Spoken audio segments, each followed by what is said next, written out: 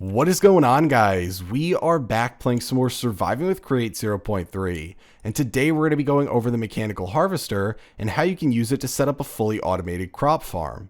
Now, the mechanical harvester is a very interesting block in that it functions by attaching it to a moving contraption, and then whenever it moves the harvester over a fully grown crop, it's going to harvest it, replant the seeds, and continue on its way until it hits the next fully grown crop in the setup.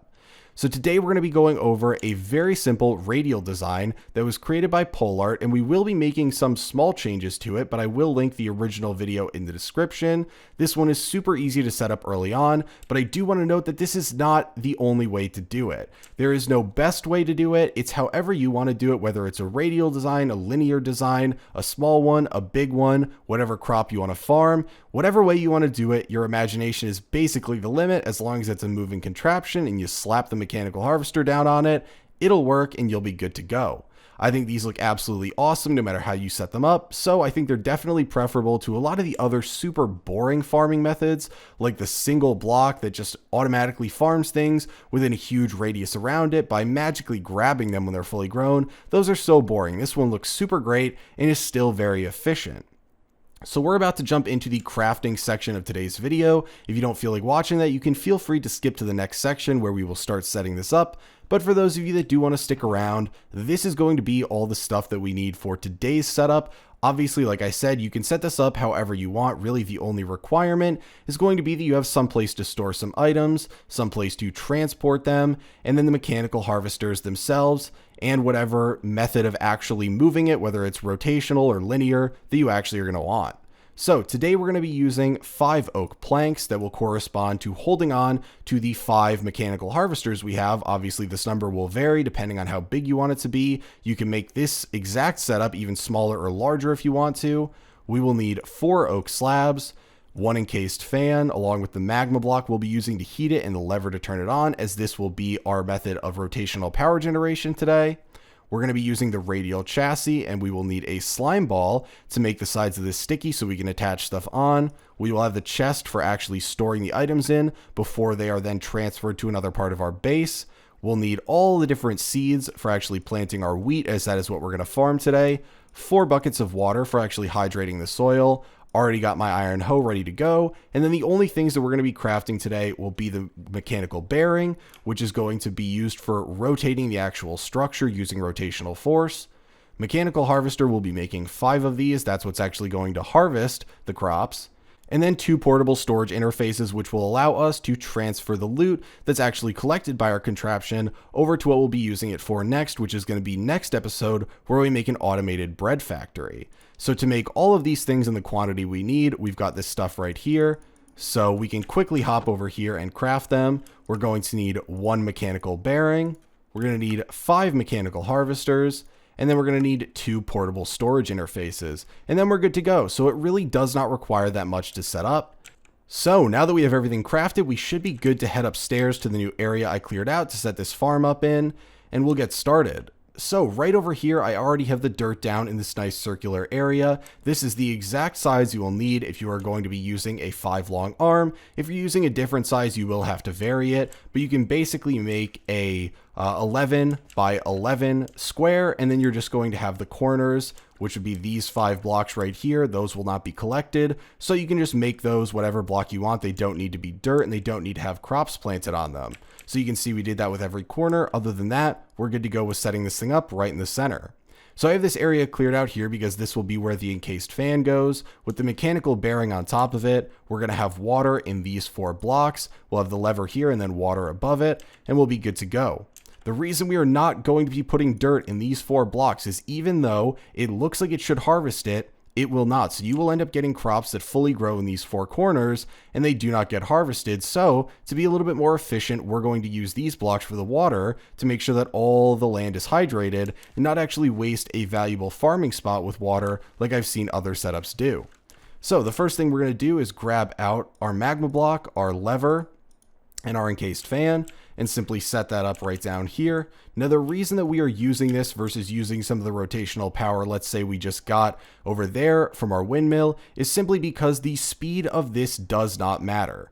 Obviously, it is going to be totally determined by the rate at which the crops grow, which is going to be way slower than this thing takes to make one rotation around here, simply because we're not going to be standing here with bone meal. Obviously, it might be important to you guys if you have some way to increase the rate at which these grow in mass quantities, but we don't. So we're going to be running this at a very slow speed and not have to worry about stress at all, which is one of the great things about this setup. It's so much easier than the other ones because you just set it up with an encased fan and let it go, and everything is pretty much as good as you could possibly want.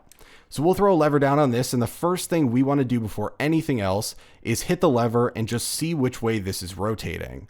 So it is going counterclockwise. We want to make a note of that because we're going to set up the mechanical harvesters so they are on the front of the arm that rotates around here. So we're going to want those to be, if we set up the arm right here, we're going to want it to be on the left side of it to make sure that they are leading the arm as it goes around. So we can turn that off now just because we don't want this thing to spin while we're setting it up, and then we can put the mechanical bearing down directly on top of this. Now on top of that, we'll put the radial chassis. The mechanical bearing itself is sticky, so it will hold on to this. And now we can just make this sticky on whatever side we plan on building the arm off of. And so we'll do that right on this side right here. And then we will take our oak and just build 5 blocks out. So this is the arm right here. I have seen so many people use linear chassis for this, and you do not need to. The radial chassis will hold on to everything, not just these oak planks right here or whatever you choose to use, since you can use anything if you want it to match your base a little bit more appropriately. Obviously, the oak matches our base, but whatever you want to use, it will not only hold on to that, it will hold on to the mechanical harvesters, it'll hold on to the chest, the portable storage interface, everything. When we attach it, you will see it'll grab onto it, and you do not need to make anything else sticky. You don't need any more chassis, nothing like that. You're good to go with just this. So obviously I said if we're looking at it, we want it to be on the left side, the side that is the front of the arm. So right here, we'll put down our mechanical harvesters. And if we look at the radial chassis right now, obviously we want to bring this down from 8 to 6, and you'll see why we don't want it to be 5 in a second, but you can see that it's going to highlight all the blocks it's grabbing onto, and that includes the mechanical harvesters. So we do not need anything else to hold on to these. It's sufficient with just the radial chassis, which is great. You can save a little bit. You don't need to make linear chassis, and you don't need to use super glue either if you choose not to, since this holds on to everything. So the last thing we're going to want to do is throw down the chest on the back here. The number of chests you want might vary between 1 to 2 depending on the size of your farm. It really depends on how much you think it is going to collect in one rotation, or if you're using a linear one. Basically, however many times it's going to go over the crops before it dumps out all the stuff you get, which for us is going to be one rotation. If it's a linear one, it might be, going back and forth once, who knows. But 1 should be sufficient. If you think 1 might not be, then put down 2, but anything more than that's just kind of a waste, and it'll make it look a little bit worse in my opinion, as this is basically just a buffer until we can offload all the stuff this collects using the portable storage interface. So speaking of that, that is the next thing we're going to throw down, and it's going to go on the side right here. And then because we can't place it down properly, we're just going to rotate it so it's facing away. And what this will do is whenever it comes in contact with the other portable storage interface, which we will put over here in the end, it will stop the machine, it will extend out, connect with it, dump all the items that are currently in this chest out, and then it will let the machine continue on its merry way. Now that's one of the great things about this, is this machine is going to be treated like it is one sort of contraption. So this does not need to be connected to the chest over here. It's still going to pull all the loot from it, even though there is no connection to that chest whatsoever. So I think that is very, very cool. Just one of the many things that I think is cool about these contraptions is that they actually function like one cohesive unit when they actually start rotating together. So that should be pretty much everything we need for this setup. If we wanted to actually test this out, we could simply hit this lever right here and verify that everything's connected, it all spins properly, and it's good to go. So once we have that, we can simply turn this off. I'll wait until it's right on this side so we can stop this right here, because now we have to put down the water, and we need to make sure that we actually have crops placed down around here. So what we're going to do is take oak slabs, we're going to put them right in these areas right here, and obviously one is going to need to go here, so that's a little bit problematic. We'll actually have to come down and turn on the lever, probably in this block, and turn on the lever so that we can actually turn this on and get access to that block once we put the water down right here. So we'll do that, then we'll flick on the lever so this thing rotates so we can actually get access to the other side. And now we can put down the slab and some water over here and on the other two sides. So we'll do it right here like so. And then we'll just want to fill in this area again with some cobble and some dirt like that. And there we go. So now that we have that, we're actually just going to go around with our hoe and not going to make a diamond hoe like I usually do because that's just a waste.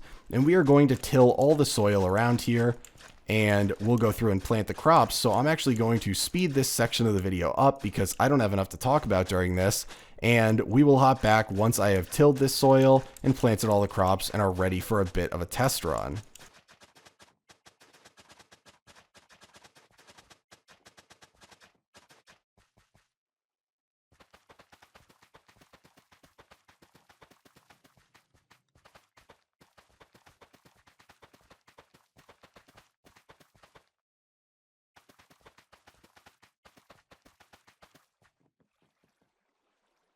Okay, so now we have pretty much all the seeds and stuff planted. The only area we haven't gotten access to is the stuff directly under where this is sitting right now. Obviously, once we make this actually rotate, this is not going to be an actual block. It is going to not actually disturb any of the soil until it stops. So you really want to make sure that you don't have this thing actually stopping by halting the rotational power of it. It's fine when it stops for the portable storage interface. That does not make it destroy these blocks. But if it actually stops because it loses rotational power, then it's going to look like what it does here, where it will remove and uproot all the seeds, it will untill the soil, and it will completely ruin your farm. So you want to avoid that, but what we need to do is actually make this thing go right now. So we're actually probably going to have to get rid of this block again and make it start functioning, and we will complete the rest of this by, you know what, we got to do a ton of stuff right here to actually fix this. We need to get out all these blocks and be pretty quick about it. We need to take up all the water right here so that it doesn't, oh my gosh, and there's water right there now too.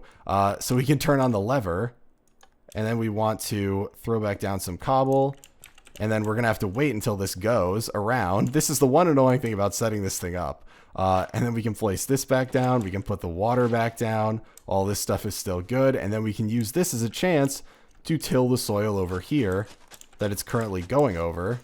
Just like that, and we can plant all the seeds we need over here too. So we'll plant all of those before it gets back around here. And we also need to till this one because we broke it, and there we go. So now this farm is actually fully set up and functioning. So if we were to bone meal some of these, we can get a good idea of how it actually functions. So we can hop over here. I have some bones in here. We also actually have some bone meal in there too. And we can bone meal some of these and actually watch it harvest them.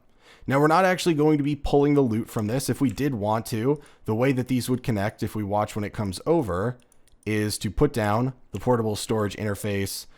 This one should be right here. We'll put it down right here, and we would need to rotate it. So you can see there that you're going to want them 1 to 2 blocks apart. So here we have them 1 block apart. They're going to extend, connect, and it would drop off the items in here, if it had some in it. And you also need to have a way to pull items out. So either a chute or a hopper at the bottom, or using a funnel onto a belt out the back. But you can see what I mean there where I say every rotation it connects and drops the items off.